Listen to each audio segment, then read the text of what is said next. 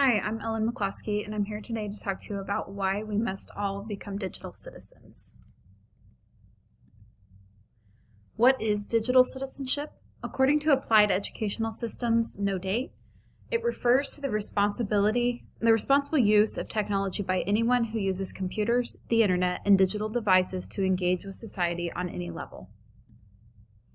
A little bit of background about digital citizenship is that according to the Federal Communications Commission, or the FCC, 2011, under the E-Rate program, eligible schools, libraries, and consortia that include eligible schools and libraries may apply for discounted eligible telecommunications, internet access, and internal connection services. There's various federal laws that are guiding this digital citizenship curriculum.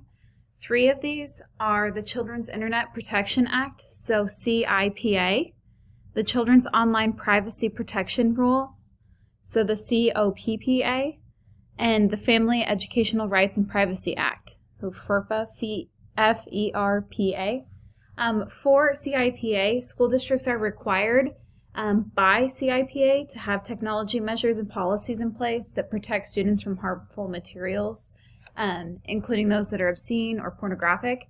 This means that student internet access should be filtered in all districts, and any sort of websites that contain that harmful content are being blocked in order to prevent students from accessing those.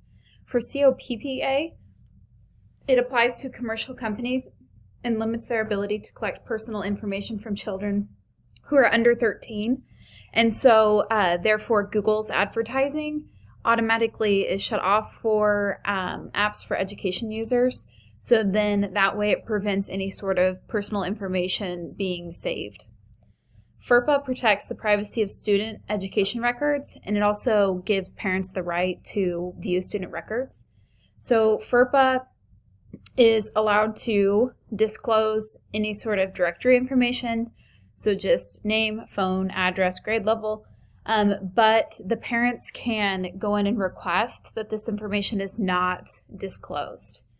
The school is also not able to publish any sort of confidential information, so they can't publish any sort of grades, student ID number, anything along those lines. They can't be published on the internet. And the school district is allowed to post photos on their school websites, on their Twitter pages, things like that. But then parents can also request that photos, names of their kids, and any sort of information is not posted or published online. Generally, these photos are posted without any sort of identifying information.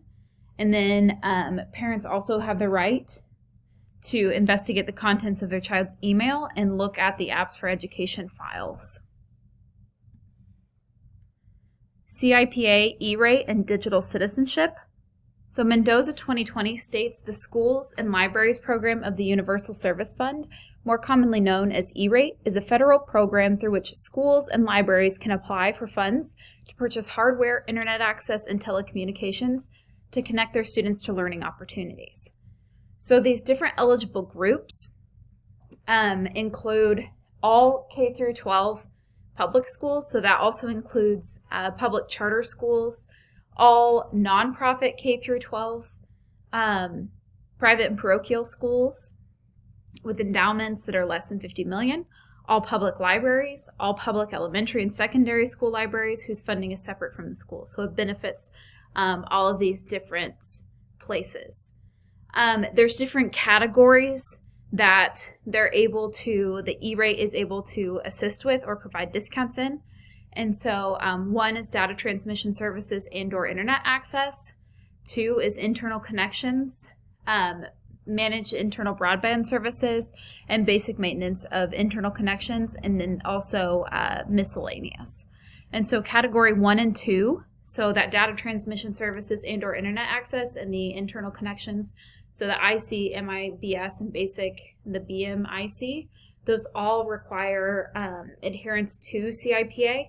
And so that means that districts have to go in and provide digital citizenship training to their students and their staff. 3 different ideas for implementing this CIPA plan, or making sure that it's being followed, is to plan, implement, and document what's going on to ensure that not only that they're receiving discounts, this E-rate, for all of these different technology pieces, but also so that they're creating students who are prepared for the future and are good digital citizens. According to Morgan 2017, school districts that receive E-rate funding must meet 2 important stipulations. Filtered internet. So schools must filter their internet content to protect students from harmful material online. And then they also have to have this CIPA compliance. And so students must learn about internet safety during the school year. So this would be the digital citizenship piece. Why teach digital citizenship? According to GoGuardian 2019, teaching digital citizenship equips students with the knowledge, skills, and resources to succeed as lifetime learners. GoGuardian 2019 states there are 5 reasons to teach digital citizenship: information literacy, cyberbullying prevention, online safety, digital responsibility, and the health and emotional wellness in the digital world. So it's imperative to teach students digital citizenship in a world that is completely digital, and where they have easy access to anything they are wanting to find online. Even though digital citizenship has changed quite a bit over the past few years, Ribble 2020 states that the importance of teaching students how to respect and protect themselves and others online has become an ever-increasing issue. So if we're not teaching students how to be safe online, then we are not preparing them for the future. Technology is a part of everyday learning, but teachers oftentimes have not received that digital citizenship training themselves, and so then it can become difficult for them to then translate that and teach it and train their students in it. Joseph 2020 states that if we do not teach students digital citizenship, we're running the risk of students sharing personal information, students using classroom technology for cyberbullying, students searching or sending inappropriate images, and not preparing our students for the digital world. So it's the responsibility of the school and the educators to teach students digital citizenship. Strategies to implement digital citizenship. It's important to keep in mind that it's not simply a box-checking method, but it's an integrated part of everyday instruction. And so it has to be, in order for it to be effective, it has to be repeated and it has to be integrated. So GoGuardian 2019 states that it can be implemented by defining, creating, and executing this digital citizenship curriculum. Ribble 2020 states that districts can use REAP, so real, educating, and protecting. Joseph 2020 cites the strategy READY, remind, encourage, accountability, demonstrate, and yes. And then Joseph 2020 also shares 5 key questions for posting online content. So teaching students to ask themselves, what impression are you giving? Do I really want this information out there? Am I oversharing? Would I want someone to share this fact or idea about me? Does it pass the newspaper test? Main themes of digital citizenship. According to the Los Angeles County Office of Education, there are 6 main themes to teach digital citizenship: media balance and well-being, privacy and security, digital footprint and identity, relationship and communication, cyberbullying, digital drama and hate speech, and news and media literacy. There's various digital citizenship curriculums that are out there. Harney Education Service District suggests the Common Sense Media, NetSmarts, I Keep Safe Faux Pas. Common Sense Education has lesson plans that are sorted out by grade level that districts are able to use. iSafe 2019 states that using a unique technology and verified information, iSafe binds the identities of students with their parent and or guardian. What is more, iSafe's technology provides on-demand document creation, secure storage, multimedia integration, real-time implementation, and dissemination. So due to open educational resources and data tracking, parents are becoming less informed on how their child's identity is being used within a classroom and throughout the day. And so this is why iSafe has come in with this program in order to protect the identity of students. And iSafe was established on what school districts have asked for. So student data privacy protections combined with identity verification in alignment with CIPA, E-rate compliance, and COPPA. It allows for collaboration between parents. It keeps the costs low for this technology piece. And it also provides that integrated ID verification. And so then they're able to, districts using one system are able to track and track this information and ensure that it's not being posted in places that it shouldn't be posted. Summary of resources. The Applied Educational Systems, no date.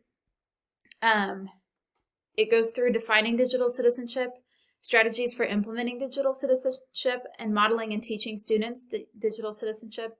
The Federal Communications Commission goes through the federal laws guiding digital citizenship, and it also goes through the revisions to the law. GoGuardian 2019 states that it's imperative to teach digital citizenship in a completely digital world. It creates lifetime learners and also provides strategies for implementing digital literacy.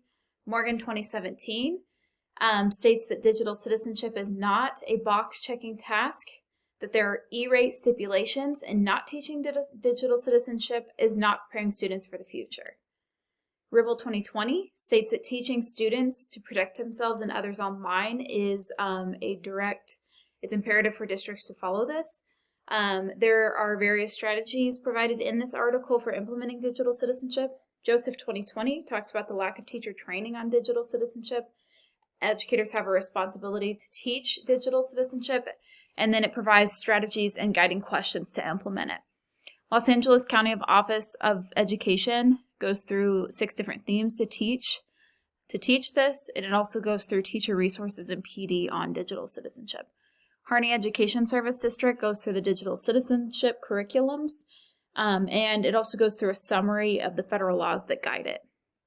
Common Sense Education has different lesson plans that are sorted out by grade level that can be implemented within districts. iSafe has parents need to be informed and involved in all data situations. It also protects and houses data, and it creates collaboration between families and schools. Mendoza 2020 goes through federal laws governing digital citizenship, and then it provides 3 categories of E-rate discounts, and then also provides 3 strategies for implementing CIPA. In my current district, we're not an official district. We serve districts because we're a special education interlocal, and so no policies exist on digital citizenship or CIPA because that is up to our individual districts to implement that, and then the teachers that we employ are implementing that out in the districts. Standard correlation. This assignment demonstrates correlation to PLO 2, CLO 2.1 by requiring me to read articles pertaining to digital citizenship and how it supports the educational success and well-being of each student and adult. This assignment required me to analyze the articles and determine how I could create a presentation to use within my district that is rooted in research and provides all staff with a greater knowledge and understanding of digital citizenship. It also allowed me to see the importance of digital citizenship within districts far beyond the financial benefits. Relevant. This assignment was relevant to my current learning because even as a teacher, I did not have a large understanding of digital citizenship or the impact it has on schools, communities, and families.